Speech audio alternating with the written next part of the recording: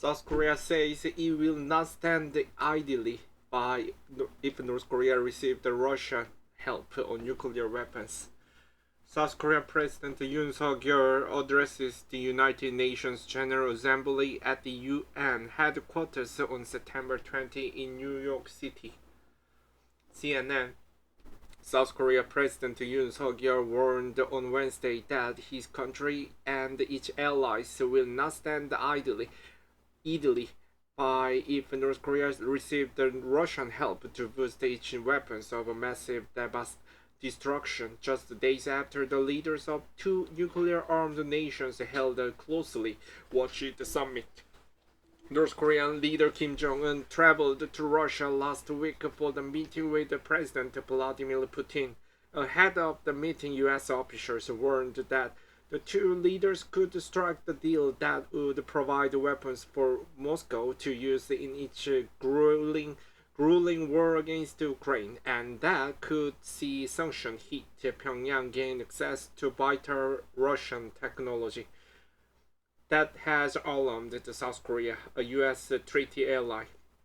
Speaking at the United Nations General Assembly in New York, Yoon declared while military strength may vary among countries, by uniting in unwavering solidarity and steadfastly adhering to our principles, we can deter any unlawful provocation. He also called to reform the UN Security Council of which Russia is a member, saying such a move would receive the broad support if Moscow did supply Pyongyang with information in exchange for weapons.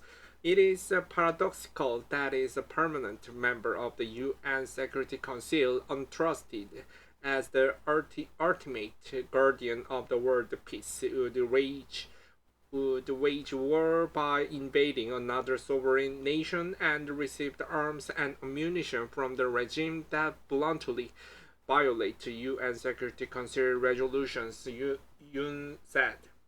He added that if North Korea acquired the information that technology necessary to enhance its weapons of mass destruction capabilities in exchange for supporting Russia with conventional weapons, the deal will be direct provocation threatening the peace and security of not only Ukraine but also the Republic of Korea, the president added.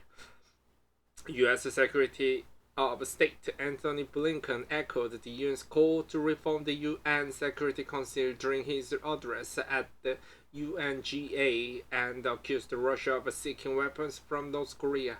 Kim's trip to see Putin was his first overseas visit since the coronavirus pandemic. The two leaders met for 5 hours, holding what the Kremlin called very substantive discussions. But little is known of what went on behind closed doors. The two sides held no press conference, issued no communique, and have not publicly announced any deals. Kremlin spokesman Dmitry Peskov said the two leaders did not sign any agreement during their talks.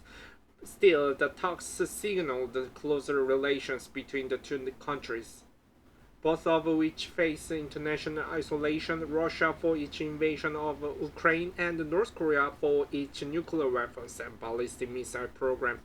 As the war drags on, Moscow is desperate for fresh supplies of ammunition, while North Korea ramped up its weapons testing program, eager to advance its nuclear ambition.